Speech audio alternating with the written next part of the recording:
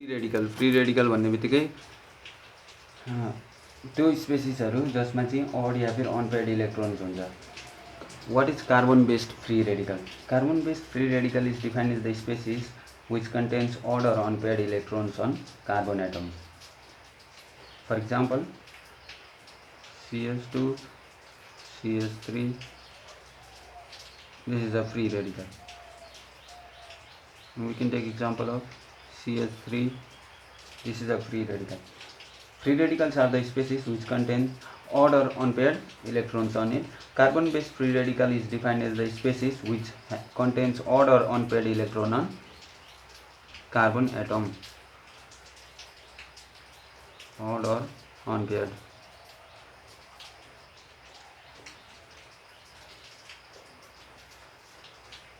Now we need to talk about the structure of free radical. The electronic configuration of carbon atom is 1s2, 2s2, 2p2. 1s2, 2s2, 2p2, which in ground state 1s,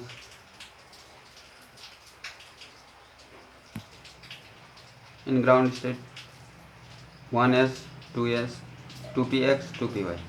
Whereas in excited state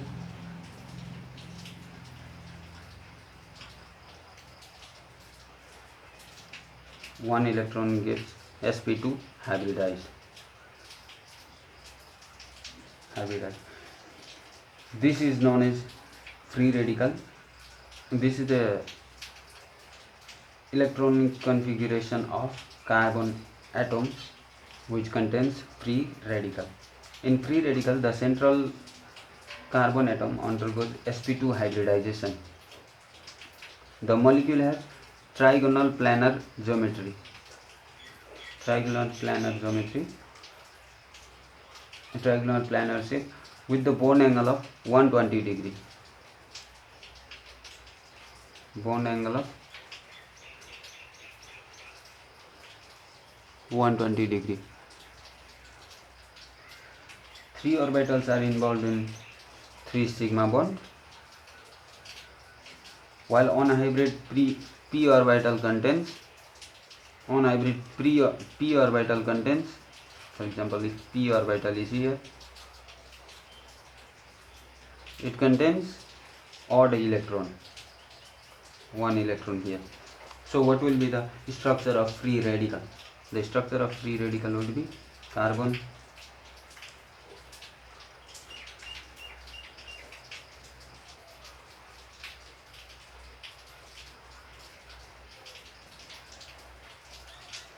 this is odd electron,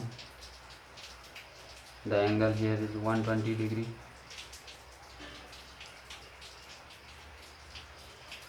This is p orbital rotating from this side to this side. This angle is also 120 degree. This is also 120 degree. This is also 120 degree. This is structure of free radical. Now we know what is free radical, and we can discuss the structure of free radical as well. What is free radical? Free radical are the species which contains odd or unpaired electrons on it.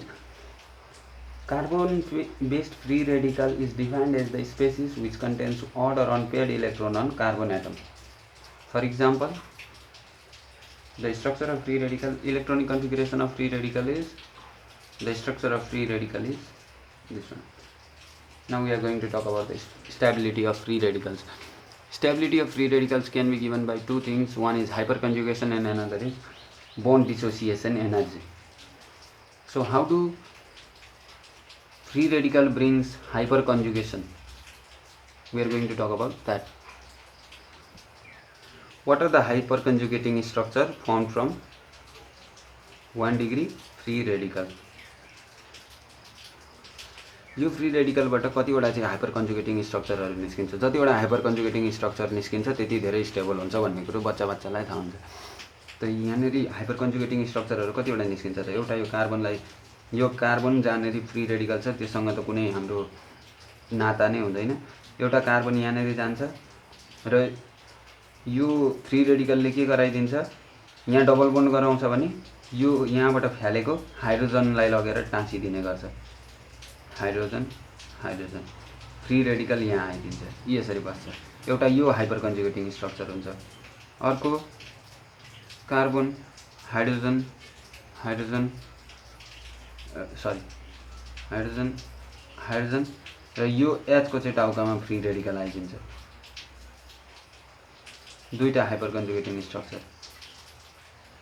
तेस्रो के होला? Carbon hydrogen hydrogen CH2 CH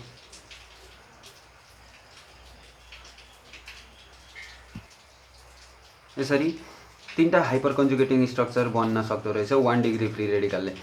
यो free radical यतातिर जति जान्छ त्यति number of hyper कन्जुगेटिङ सबैभन्दा टाढा फ्याँकेको हुन्छ फ्री रेडिकल, र सबैभन्दा टाढाको यहाँ के छ? हाइड्रोजन छ, र हाइड्रोजन कतिवटा छ? 3टा छ। त्यही भएर छेउको जतिवटा छन् त्यतिवटै स्ट्रक्चरहरू बन्न गएको हुन्छ। यो फ्री रेडिकललाई यतातिर फ्यालिँदैन। यही जुन कार्बनमा फ्री रेडिकल छ त्यसैको हाइड्रोजनमा चाहिँ फ्याँकिँदैन है। त्यो भयो। अब अर्को 2 डिग्रीमा के हुन्छ होला? यस्तै what are the hyper conjugating structure found from 2 degree free radical भन्दाखेरि के हुन्छ होला? 2 डिग्री भनेको के हो?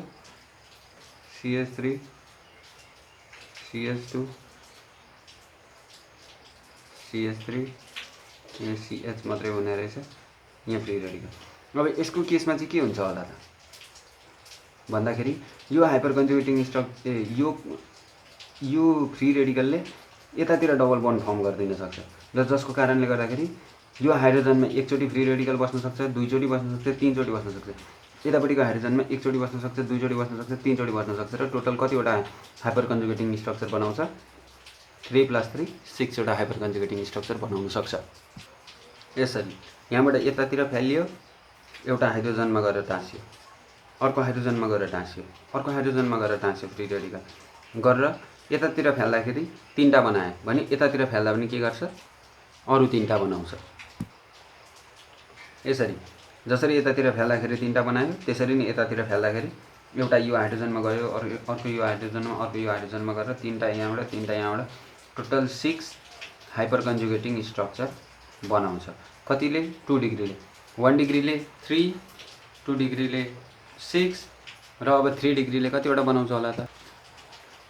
अब यसले यतातिर डबल बन्ड बनाउँछ, यतातिरको हाइड्रोजनमा फ्याल्छ। कतिचोटि फ्याल्छ? एकचोटि, दुईचोटि, तीनचोटि। अब फेरि यतातिर डबल बन्ड बनाउँछ, यतातिर फ्याल्छ। कतिचोटि फ्याल्छ? एकचोटि, दुईचोटि, तीनचोटि। फेरि यतातिर डबल बन्ड बनाउँछ, यतातिर फ्याल्छ। कतिचोटि फ्याल्छ? एकचोटि, दुईचोटि, तीनचोटि। र त्यसरी टोटल 3 + 3 + 9 हाइपर कन्जुगेटिङ स्ट्रक्चर्स बनाउँछ। यसरी यहाँबाट यतातिर जाँदाखेरि पहिले यो हाइड्रोजनमा आयो, त्यसपछि यो हाइड्रोजनमा आयो, त्यसरी यो हाइड्रोजनमा आयो। त्यसैगरी यतातिर जाँदाखेरि त्यसको एउटा हाइड्रोजनमा आउँछ, अर्को हाइड्रोजनमा आउँछ, अर्को हाइड्रोजनमा। माथि जाँदाखेरि एउटा हाइड्रोजनमा, यताको हाइड्रोजनमा, यताको हाइड्रोजनमा गरेर टोटल 3टा यहाँबाट बन्छ, 3टा अर्को यो कार्बनबाट बन्छ, 3टा योबाट बन्छ। गर्दाखेरि टोटल कति हाइपर कन्जुगेटिङ स्ट्रक्चर्स बन्छन्? 9वटा हाइपर कन्जुगेटिङ स्ट्रक्चर्स बन्छन्। र यो बच्चालाई थाहा छ जति धेरै हाइपर कन्जुगेटिङ स्ट्रक्चर्स कम्पाउन्ड त्यति नै धेरै stable. Since 3 degree alkyl free radical has greater number of hyper conjugating structures rather than 2 degree 3 + 3 6 than 3 degree, so we can say that the most stable hyperconjugating the most stable free radical is 3 degree free radical. The number of hyperconjugating structure decreases from 3 degree to methyl group. Free radical, so the stability of free radical in different cases of alkyl free radical goes in the order of 3 degree is most stable because it has most hyperconjugating structure, then 2 degree, then 1 degree, then methyl group. Okay. Now another factor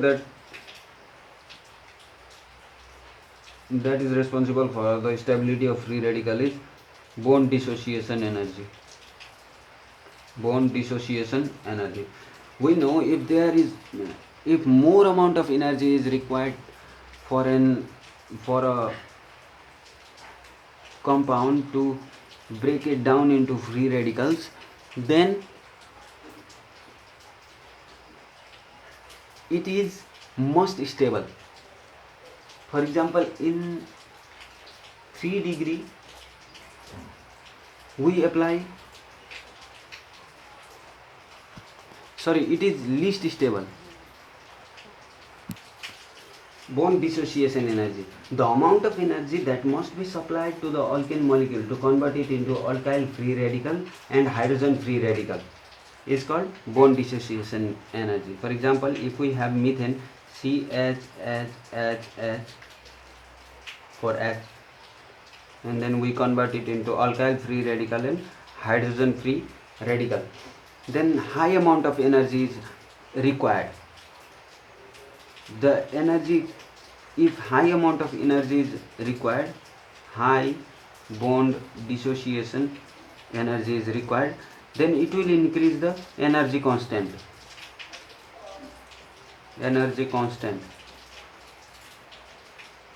which will make these free radicals to have high amount of energy. So high amount of energy means less stability.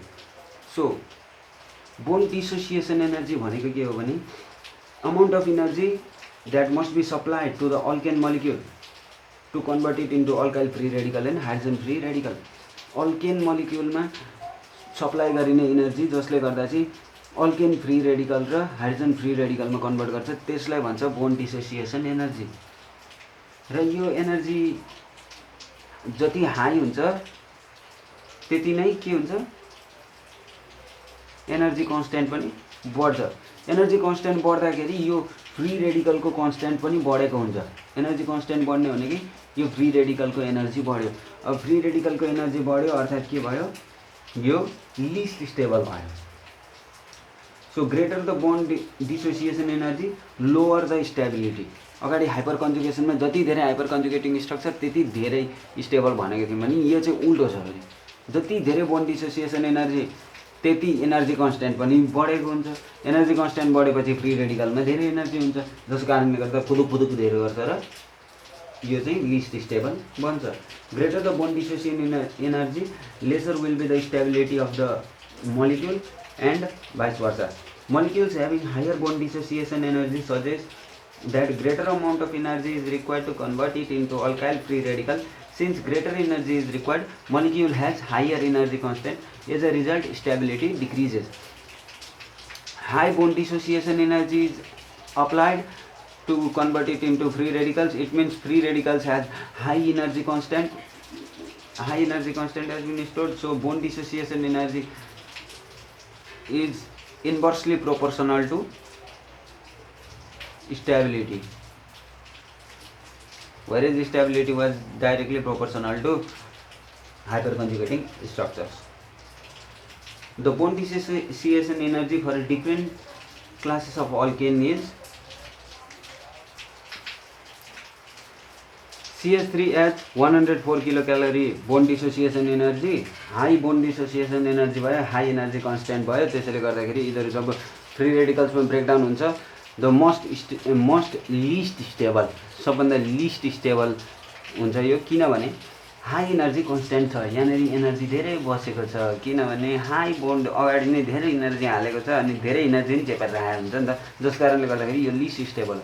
Bond dissociation energy 98 kilo calorie हाल्दाखेरि energy constant अलिकतिले बढेको हुन्छ, जतिले पनि बढेको हुन्छ, अनि त्यसैले अलिकति कम स्टेबल हुन्छ. त्यो यो फ्री रेडिकल्सहरूमा हल्का एनर्जी हुन्छ. अब यो 2 डिग्रीमा हेरौँ, यो 1 डिग्री हो, यो मिथाइल हो, यो 1 डिग्री, यो 2 डिग्री, यो 3 degree.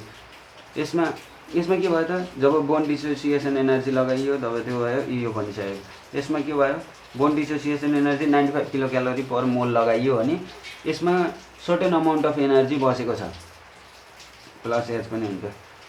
Certain amount of energy यहाँ बसेको छ, जस कारणले गर्दाखेरि यसलाई स्टेबल अलिकति कम भएको छ या फिर ज्यादा भएको छ भनेर भन्न मिल्यो. यो 3 डिग्रीमा पनि त्यस्तै हो, 91 किलो क्यालोरी. अनि त्यसपछि यो फ्री रेडिकल भयो अनि अगाडि नै बोन्ड डिसोसिएसन एनर्जी 91 लगाएको छ, यहाँ उहाँ 100 पो लगाएको छ। 91 लगाएपछि यसमा पनि कमै बसेको छ, कम बसेपछि धेरै फुदुक फुदुक गर्दैन, उस कारणले गर्दा यो स्टेबल हुन्छ। अर्थात् अर्डर के हुने रहेछ त 3 degree 2 degree 1 degree methyl group same result निकाल्ने रहेछ हाइपर कन्जुगेसन र बोन्ड डिसोसिएसन एनर्जीले। अर्थात् तिनटैको स्टेबिलिटी भन्ने कुरो, स्टेबिलिटी अफ मेन ट्रिक है, stability of free radical is directly proportional to hyperconjugation open bond dissociation energy। यसमा पनि अर्डर हुन्छ 3 2 1 मिथाइल, यसमा पनि अर्डर हुन्छ 3 2 1 मिथाइल र यसरी स्टेबिलिटीको बारेमा भन्न मिल्छ दुई थोक हाइपर कन्जुगेसन र बोन्ड डिसोसिएसन एनर्जीबाट।